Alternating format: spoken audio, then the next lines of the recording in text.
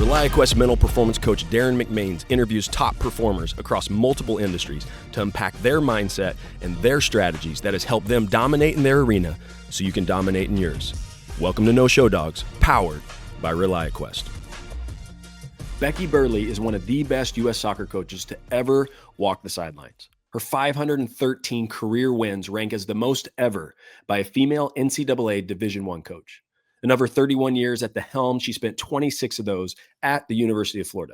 She was their first head coach and built their program from scratch to national champions in just 4 short years. You heard that right. And when she retired in 2021, she also had led the Gators to 14 SEC titles. She also spent a brief time coaching professionally, and now the work she's doing with What Drives Winning is incredible for the next generation of coaches and leaders. And leaders, speaking of you, this episode, I'm telling you, this episode is packed with gems like leading with influence versus power, facing fear and rejection, and the value of asking questions as a leader. But one thing that really stuck out to me was when she shared that she views courage as a skill, and it's a skill that can be developed.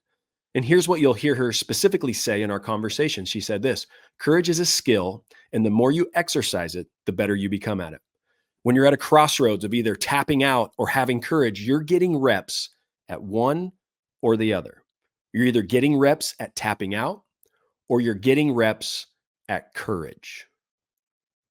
Ooh, I love that so much. So let me ask you, leaders, are you getting reps at tapping out or at having courage? Are you getting reps at pulling back or pushing through? Are you getting reps at playing it safe or going for it? What skill are you developing? Are you developing into a quitter or a fighter? You know, my dad used to tell me this growing up: once you quit once, it becomes easier the next time. And boy, was he right. Leaders, you got to have courage. You can't lead well without it. And since you've got to have it, you got to practice developing it. And look, this is a you versus you thing. You know this. You know when you look in the mirror, if you're getting soft and playing it safe, or you're actually pushing yourself beyond the safety of your comfort zone into the uncertainty of the arena. Look, today's a great day. Today's a great day to reflect on the reps that you're getting in those crossroad moments and course correct where you need to. I'm hoping that when you hear our conversation, you'll be inspired. You'll be inspired by a coach that struggled with imposter syndrome at each new level she reached and chose courage, pushed through the fear, uncertainty, and doubt, and won anyway. Let's jump into this conversation with the legendary Becky Burleigh. Hey, Becky, welcome to No Show Dogs. I'm excited to be here. Thanks for having me. Oh, yeah, so fired up. So let's just jump right into it. I want to talk about your first job as a head coach. You're just a month out from graduating from college yourself, and you're hired to be the head coach at Berry College in Georgia at just the ripe old age of 21 years old. So how was that experience for you, being such a young leader? Well, I'm not sure it's a good recommended path. Although, you sort of get thrown into the deep end and you figure it out. And that's probably been a big part of my career. I think one of the things I learned the most from that was there were 4 players on that team that were older than me. And that was a good team. Like, they had won the national championship 2 years before I got there. And so what I learned the most was, I was not coaching from a position of power in that role because I was younger than 4 of the players and they were good. So I really had to learn to be able to add value for them. And I had to learn to be able to influence as opposed to lead with power. And I think that's a really good lesson that prepared me and helped me throughout the rest of my career. Did you learn that through trial and error, or did you have a mentor? How did you discover that? I think it was just necessity, really, because if I'm a player on that team who's won the national championship 2 years before I get there, they've had such success, and then they hire this super young coach, I'd be kind of like, I'd be a little skeptical, Sure. And so it wasn't necessarily, I felt like I had to prove myself. I think it was more like I had to be able to add value, and through hard work, through showing them that I cared, through commitment, like all those things, that's how I tried to add value. And I think I just came across that naturally, figuring like I got to do something to survive in this environment. Did you feel pressure going into that, knowing that they had just won a national championship just a few years prior? For sure. I mean, I think everybody kind of gets imposter syndrome. Like I had it all throughout my career at different stages. But I think when you're 21 and you're coaching a national championship team from 2 years ago, like it's hard not to have some questions in your head about, can I do this? But, the one thing I think probably I learned the most from like my dad was just like, when you get into something, you figure it out. Like, and if you don't know the answer, it's okay to not know the answer as long as you're willing to figure it out. And so I had some great people around me at Barry. My athletic director there, Bob Pearson, is a legend in that space. The men's soccer coach at that time, Brett Simon, went on to coach at Creighton and then at Stanford. Like he had an incredible coaching career. And I was not afraid to lean on those people and more. Wow, that's incredible. And then you go on and win 2 NAIA championships there at Barry, correct? Yes. That was a really special place. That's amazing. And actually, I stumbled upon it. Just our family and I were in a trip, and I was working in the minor leagues with the Giants at the time. And I think I saw it. Isn't it like the largest college or something from like an acreage standpoint, right? It's the Correct? largest campus in America, and it's beautiful. I mean, Yeah. it's a great place. Yeah. And so I just remember going there and they had this beautiful chapel and we're walking all around. There's like deer on the campus. And so More deer than kids. More dear than kids. are they paying their tuition? That's what I want to know.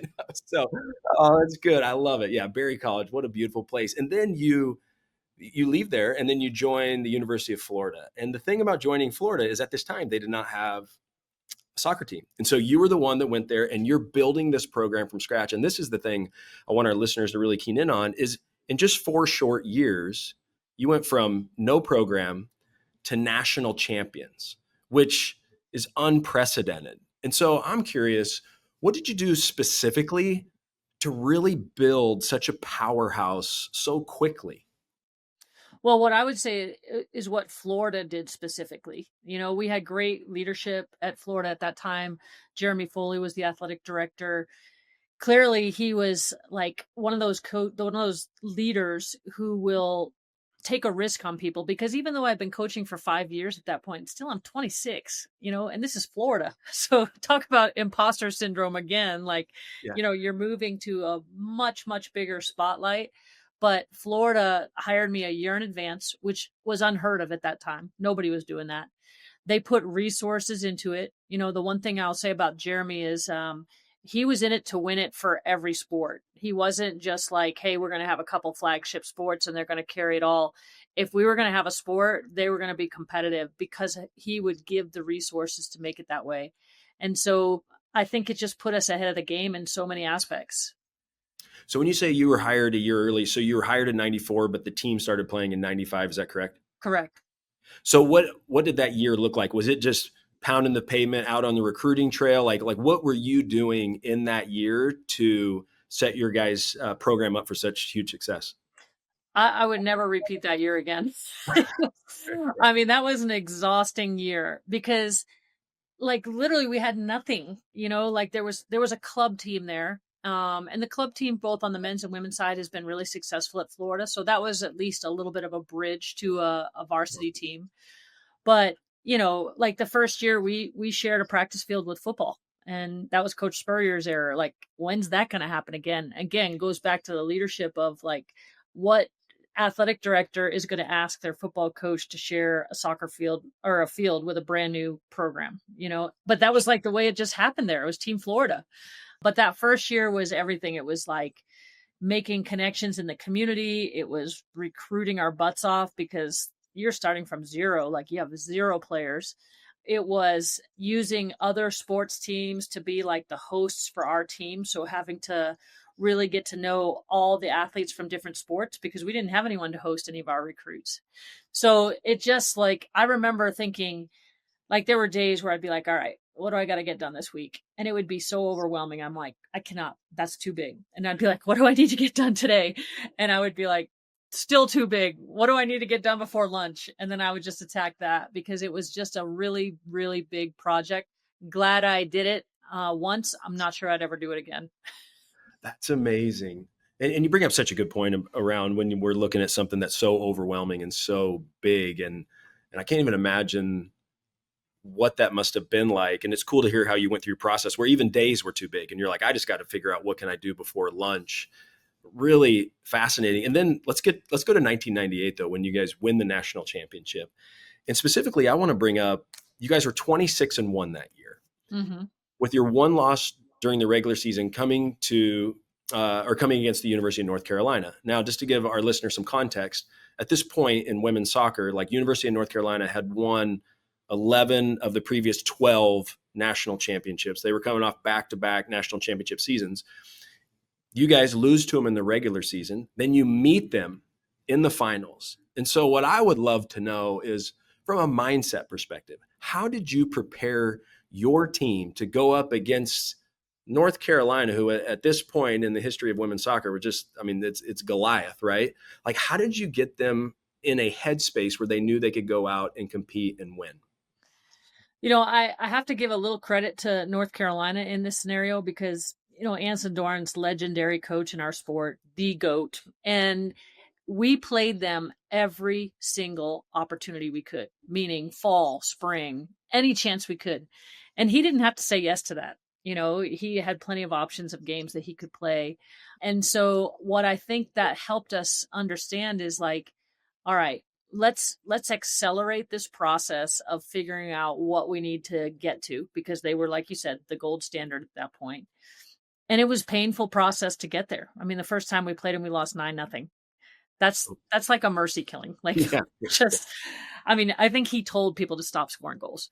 And then the second time we played him, we're like, we've made so much progress. We're never going to let that happen again. And we lose 5-0, which is still like, that's like losing 35-0 in a football game, So, yeah. So it was a process of putting ourselves out there over and over and over again. And that particular year that you're referencing, when we lost to them during the 98 season, it was the first time we'd ever played them at home. And it was the first time we'd ever scored against them. And so it was a really close game. I mean, it was like the first time we really felt like we were in the running with them. And I think after that game, the team's mindset shift from like, why are we saying, hey, let's just try to, get past where we've been before. Like, if we can play against them like that, we can play against anybody like that. And now our goals shifted towards more of like, the national championship is within our sights at this point. That's so good. Do you think you bring up a great point around like there's a moment, and I think this happens I know it happens in baseball, where a lot of my experience is, where there's a moment where you realize I belong here. Mm-hmm. I belong here. And that's a powerful moment. And I'm just wondering, in your career, are you able to get someone to a space where they believe that they belong there without having the success on the field yet, right? Like it took you all getting that place where you scored against them and you're like, oh no, we can do this, right? And I'm just curious, in all the mentoring, all the coaching, all the experience you had, have you seen people get to that space before ever having that success on the field? It's a funny question because, like we've all probably experienced people that we've led that are like, whether we've coached them or led them, that are like delusional, right? They think they're there and they're not. Oh yeah. Yeah. And then we've had people who like, you're like, my gosh, they have all the talent in the world and they don't believe in themselves, And to be honest with you, like it's almost easier to coach the delusional person because you can have evidence that shows like you're not quite there yet. I think it's harder to coach the person who doesn't quite believe in themselves because you're having to like pull them up, where the other person you're just sort of saying like, all right, let's get real about this. Yeah, but sure. It's a tough situation either way. I think the key to that situation with us at Florida was you have to be willing to put yourself out there and potentially get embarrassed so that you can find out your weaknesses and address them. We could have played a much easier schedule the beginning of our program and nobody would have faulted us for it. Like, oh, they're a new program, pad the schedule, get some wins. And certainly you have to be strategic about making sure that you can help people see what success looks like.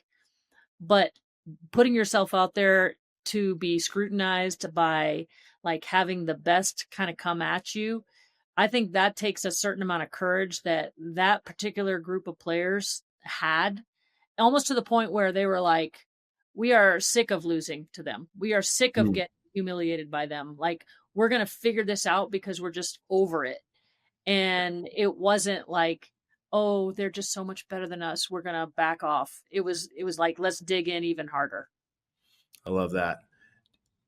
That idea of courage you mentioned, and having the vulnerability and the willingness to go out and risk, and the willingness to go out and get embarrassed, and the willingness to go out and fail in front of others, the courage that it takes to do that. Can you teach that in student athletes and in individuals, or is it something, do you think, they already have when they get there? What has your experience been like with that? I think you've got a good point. Like, I think there are some people who that's a lot more palatable to when they start in your program than others. I think it's like anything else. Like, I think courage is a skill, and the more you exercise it, the better you become at it. Hmm. And I think there's like, when you're at a crossroads of like tapping out or having courage, you're getting reps at one or the other, right? You're either getting reps at tapping out or you're getting reps at courage.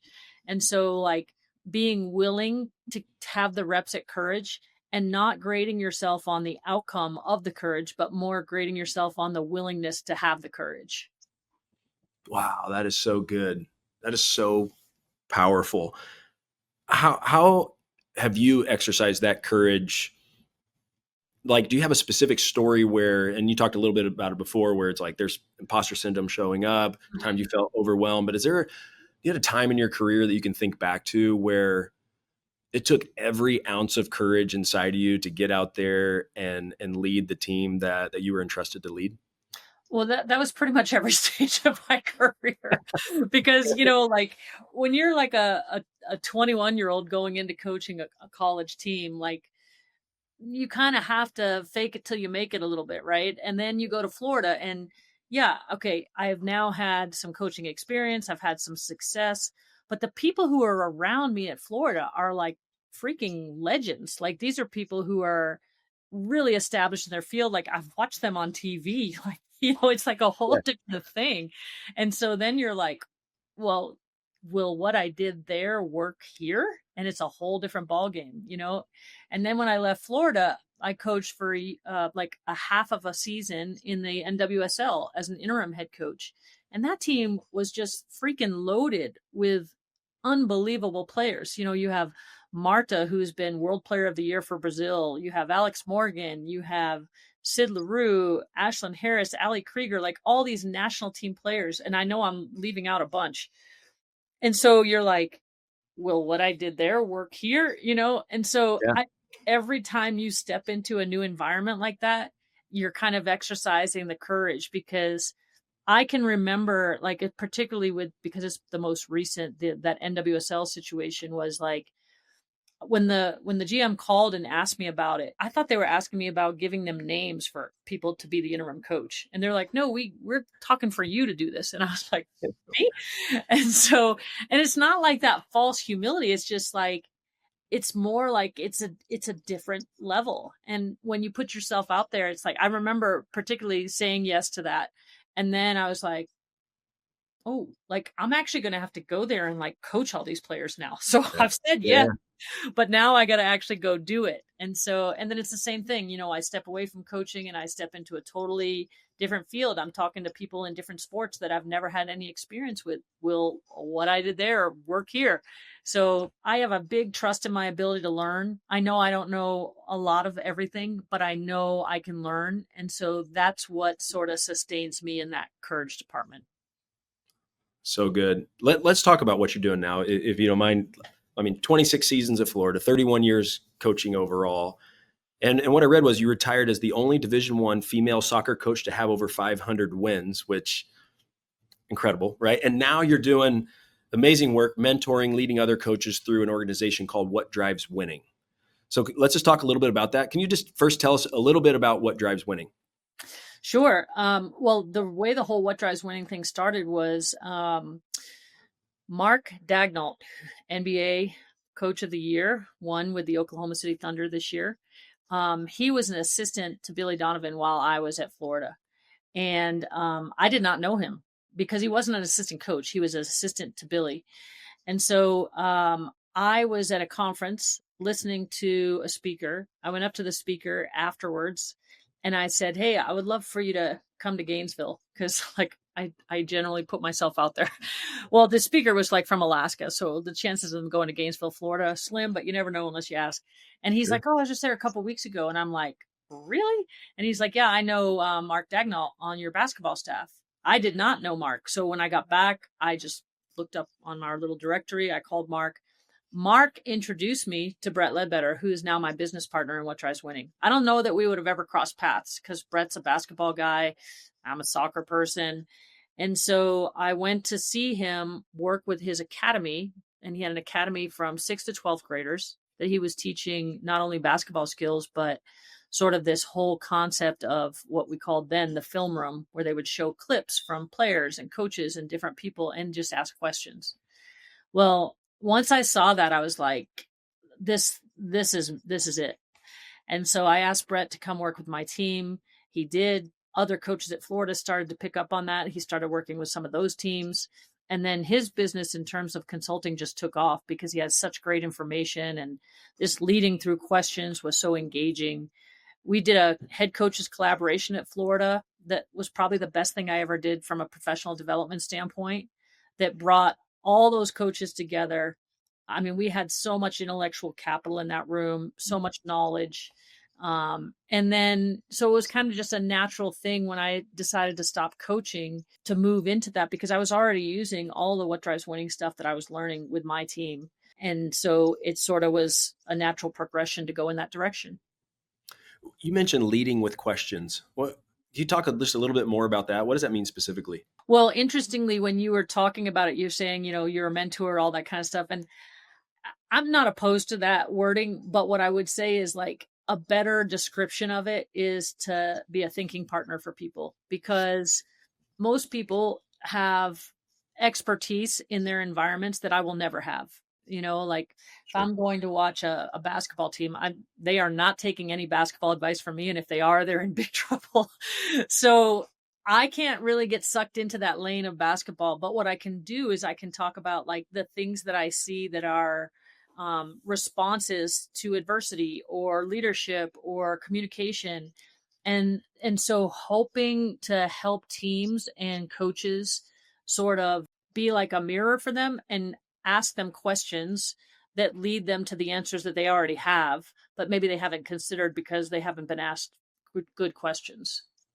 Sure. I think that's so powerful when I think about just the pressure and the loneliness that can happen at the top, especially at the highest levels, Division I professional sports, and those head coaches, those managers, those leaders. It is lonely at the top, and so to have, I love how you described a thinking partner, to have someone that you can share things with that potentially maybe can't share with your staff. Also get an extra set of eyes of someone that's not in the weeds, I would imagine, but also has a incredible wealth of experience in their own right. I can see how that would be so valuable. I'm curious, what you mentioned questions, right? And the importance of questions. What do you think is the best question a leader could ask their team?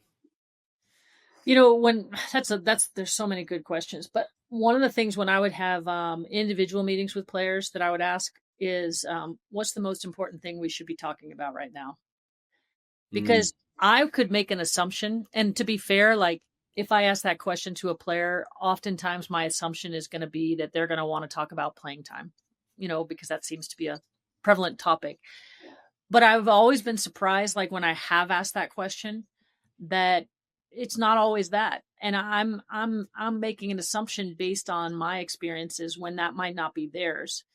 And then I think to add on to that, it's like, okay, so let's just say somebody answers that question and they don't bring up playing time, and maybe they bring up something to do with school or their family.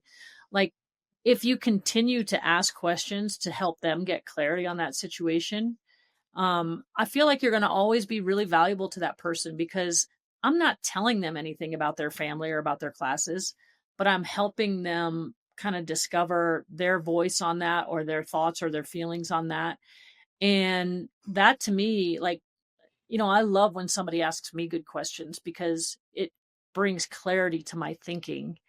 I don't necessarily always need answers, but I think good questions always help stimulate good thought in me. that's so good. I think about, we often hear the best leaders, best coaches, have vulnerability and they have courage. We've talked a lot about this already. And I think that's right where it shows up, because you have to have courage and you have to have vulnerability as a leader to ask the question, because you don't know where this thing's going to go, right? There's some leaders and coaches like, I'm going to control this conversation. I'm going to control this narrative. And that's not courageous, right? That's just, I'm going to control this, right? And so I think, and just hearing you describe that, Becky, thank you for describing that, because that is really what hit me. And just, that's the power of vulnerability. That's the power of courage as a leader, is it that gives you the space to ask the question, to really get to the heart of the matter. And it's, we all know this, great leaders are coaching hearts, they're coaching minds just as much as they're coaching skills. And so I just think that's a really important trait and skill that people can develop, especially from a leadership standpoint. It's actually really interesting now that, this company is based on asking good questions. And so it's interesting to me to be like in a room with just a variety of people, and people who ask questions really stand out, because I think it's hard. Like, sometimes you feel like you have to hustle for your worth and say what you're doing and prove your point or whatever.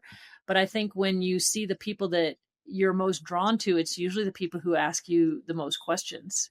Yeah. And, I've always thought, like, I don't know, in college, I think one of my classes I took was public speaking, right? And what I wish I would have taken in college was improv, because like 99% of the interactions you have as a coach are improv. And when So you true. can't deliver like a press conference, like, yes, you're getting asked questions, but you still have the ability to kind of deliver your statement.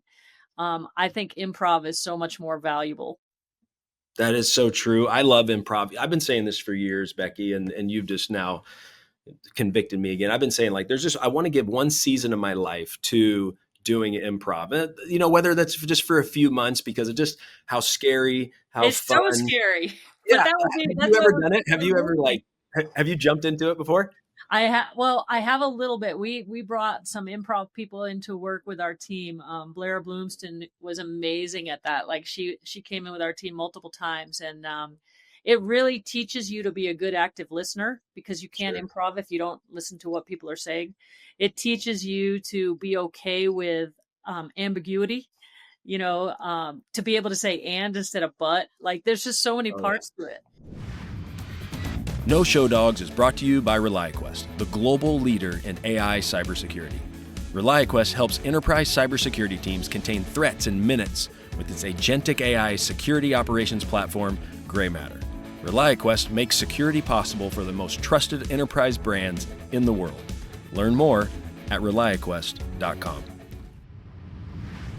I'm curious the breadth of your coaching experience personally, but also you've worked with hundreds, probably if not thousands, of coaches and leaders at this point, I would imagine. Is there something that you used to believe about leadership that you now think is just, well, that's completely wrong? Have you changed your mind on anything? Oh my God. I'm curious. So many things. Like one basic one that's sort of related to the conversation we're having is like, oh, like when you have this much experience, like people are going to want to hear about your experience. I try really hard. Like, I have to sort of censor myself to not share experiences as a consultant with coaches, because my experience is kind of irrelevant. It's like my coaching story. There is no one that's going to be a head coach at 21, go to a place like Florida at 26, and like it's just, and then stay there for 26 years. Like, it's an irrelevant story, really. And so, like, to me, I think there's part of it that's like, how do you remind yourself that yes, your experience is important, but it's not their experience. And you're trying to help them access the best version of themselves through their experience, not yours. And you do that through just asking intentional questions and understanding kind of where they've been. Is that your approach? Yeah, it's like really trying to pay attention to, am I saying I a lot? Meaning I'm Mm. sharing my point of view or stories. Am I trying to relate to them? That's not, maybe that can help from a relationship building standpoint, but it's not helping them, source their own answers. And Sure. so, we teach these classes at the University of Florida. One of the classes is called question-based leadership. And the class starts by pairing up with a classmate. And 4 times through the course of the semester, they have to have a question-based leadership experience where they start with a prompt, which is in the question-based leadership book. There's 52 of them. And then they go through each, like the progression of improv, like trying to ask deeper questions.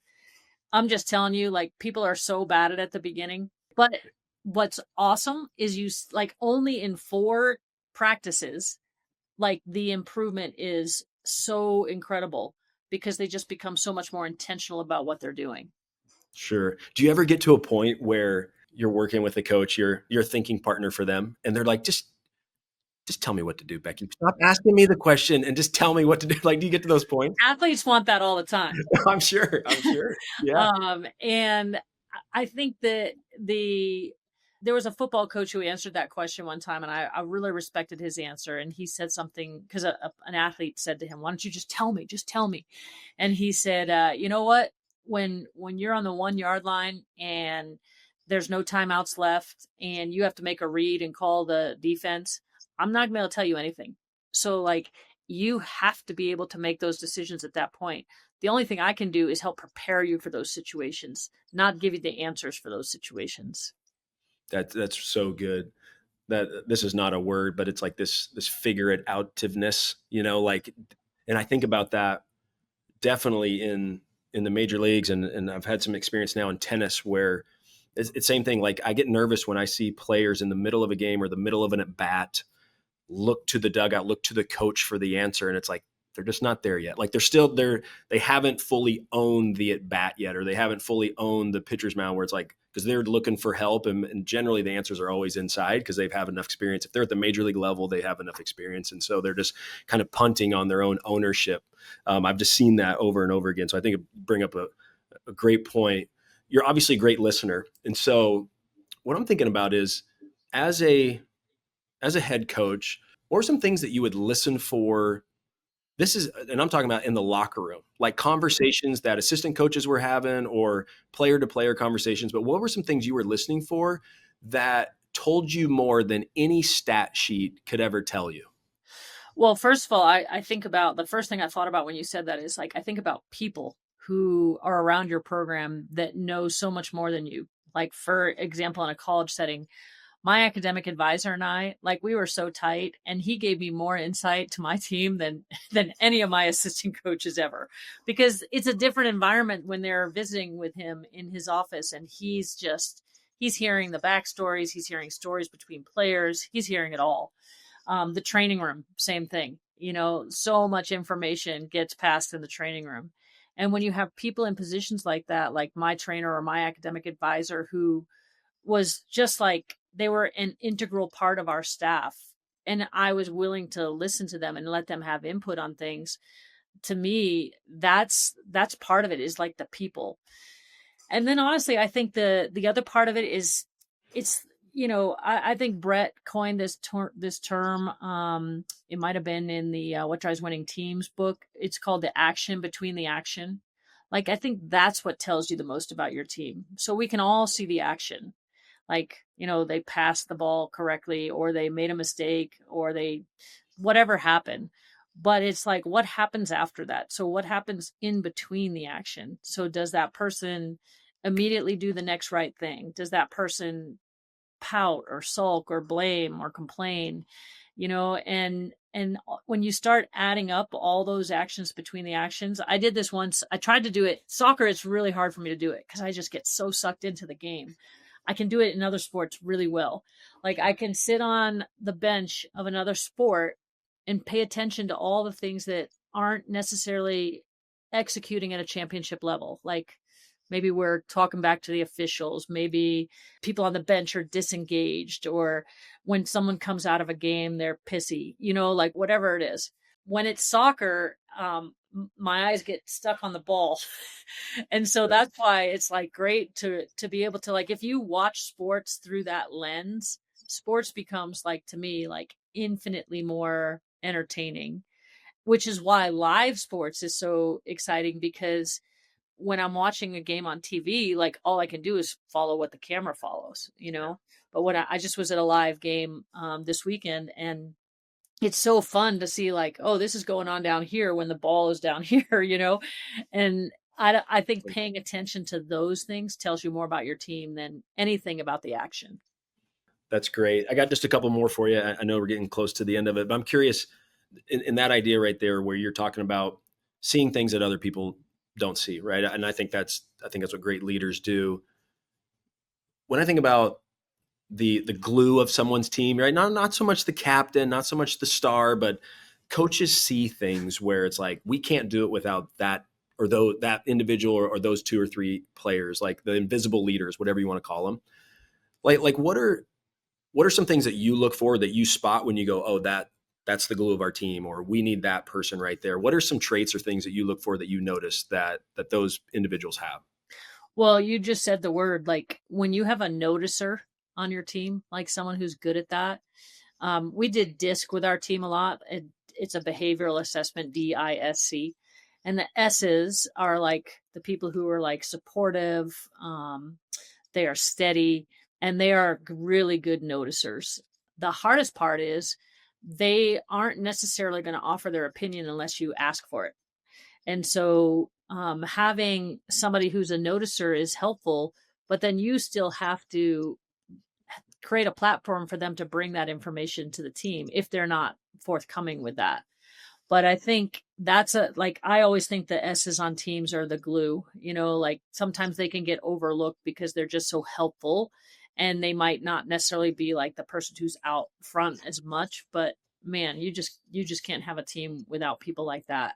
And those actions are so like I have a thought that came to my mind of we had a senior goalkeeper who she as a rising senior was sort of in line to start, and we had a freshman goalkeeper come in that same year who was a really talented goalkeeper, and the impact that senior had on not being the starter but supporting the freshman, which is not the natural order of things, made like a huge impact on our team. I worked with a team last year where, one of the leading scorers on the team came off the bench. When you have that, like there is nobody else can really complain about anything at that point. And it takes a certain level of humility to do that. And so maybe like a noticer and humility that's really truly baked in like team first ideas, those two things are invaluable. How much did that influence your recruiting? Like once you learned, and maybe you knew that right away. I know you played for 4 years at Methodist, and I know a little bit about you. I was reading about you, but was that something you were always looking for on the recruiting trail, or is it something that you learned like I have to get team for? I can't. I don't think I was a very good teammate in college. I was raised in a pretty, straight and narrow household, and I didn't drink in college or anything like, so you know how that goes.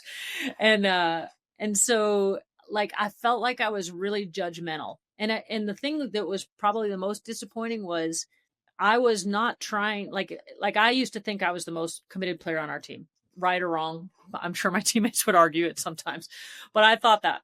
And so I wasn't trying to like get other people to be more committed. I was more interested in judging them that they weren't committed. And so I think as I got further away from that and became a coach and dealt with people from all sorts of different backgrounds, and as I grew up in college and saw that too, by the time I was like a senior, I think that was a really big lesson for me to like conviction only creates separation. And so like being able to lead with empathy but in a way that's still accountable, but like instead of being judgment based, which is just dividing everybody. I think I learned that from not being a great teammate and not wanting that to carry over into my coaching. Wow, is that just was that brought to your attention from somebody, or did you just kind of Um, realize like I don't I want to mean, do I this? think all my college teammates would be like, "Oh my god, coach's pet," like, like for sure. My teammates, the best part about my teammates, they are truth tellers, and I might not have appreciated it times in my life, but certainly as a grown person at this point, I mean, I would not be who I am without them. So I think when you have somebody who can tell you the truth, Brett's really good with me too. Like he is definitely my truth teller. And when you have a truth teller that like when I react poorly to the truth and he's still willing to give me the truth, that is a really valuable person. And I think sometimes we shy away from that when we probably should be like, man, there's something to be said for someone who still gives you the truth when you act like a jerk when they do. Yeah, that's great. We all have blind spots, and that's what truth tellers are there to help us through that for sure. No doubt. Two more for you. And the one thing I kind of thought about this when I was thinking about our conversation, and I think about how, I mean, you teach leadership, you work with coaches, you guys have a great conference. What Drives Winning has an awesome conference. But I'm curious, what did your players teach you about leadership that no book or conference could have ever taught you? Like things like lessons learned in the dirt, on the grass, in the locker room. Like, what are those things, I'm curious, that only being in the seat can teach you? Yeah, wow, that's a really good question. I would say that like it's so different. Like every team is so different. Every player is so different. It's like getting a PhD in teams when you coach for as long as I coached. And who are you getting that PhD from? Your athletes, because you're just presented with so many dilemmas, so many stories, so many issues that you're trying to work through, and watching people navigate it. Like I'm not a parent, but honestly, I feel like I could be a parent based on the fact that I've dealt with hundreds of parents of players in stressful situations. Sure. And so I don't know. I just think that there's so much to learn from everybody. And I'm not saying that like from a false humility standpoint. I'm literally saying that from like, man, like I could think of, every team that I coached, the lessons that I learned, and it would be a book. There's so many. Sure. Well, how many books does What Drives Winning have, by the way? Yeah. Yeah, we don't Speaking need of any that, more books. I think we have 6 already. We're at a good start there. that's great. That I think what you just said for me highlights what we talked about earlier, the importance of having a thinking partner. Because Mhm. you are getting a PhD in teams, and it is hard, and there are dilemmas, and there are things coming up that you never foresaw coming, and all of a sudden it shows up, and you got to deal with it, and everyone's looking at you, and I think about, as I was thinking about that on my journey, I was trying to think like what would I say to that, and I almost thought about just like, if I had to boil it down, it would be like, how do you sit in front of a group of people after getting that just gut wrenching loss, that thing that hits you didn't see coming, and everybody wants to know, what are we going to do going forward? And you're like I'm still dealing with it in my own head, and now I have to address the club, and I don't know if you can learn that I think you just learn it as you go through it. But that, again, value of having a thinking partner, I think is so wise. Well, we're going to wrap up here. And the question that we ask every guest that comes on here, and it has to do with our title being No Show Dogs, right? It's not about looking good. It's about being good. It's just about doing the work. And so with that, I'm curious, and we've talked a lot about it. I have a feeling, I think I know where this might go, but I'm just curious, like, what were some of the things that you think, reflecting on your career, what were some of the things that you've been willing to do that others weren't, that has helped you have the success that you've had in your career to this point? Phew. I definitely think not letting fear get in the way of decisions, because if I had let fear get in the way of decisions, I wouldn't have taken any of the jobs I've had. Like, because Mm, I was scared for all of them. And then I also think the like even in every aspect of like the what's the worst that could happen is a question I ask myself often. So like, if we're trying to interview someone for What Drives Winning, and it's somebody like, let's say it's Nick Saban, you know, if I try to reach out to him and I can't get a hold of him, or if he says no, like, what's the worst that could happen? Well, that. And if that's it, then why not ask? And sure. so I just think that I have less inhibition about getting said no. And again, honestly, part of that probably came from the Barry College experience when I first started recruiting. I'm calling like these kids who are going to like North Carolina, and they're very polite and listening to me, but they're thinking in their head, like, what is she doing calling me? But like, I just didn't know. And so, I just think that there's so many things that started my career like that carried on for me in terms of, hey, put yourself out there. Like, it's the worst that you can happen. You're going to get beat 9-0 on television.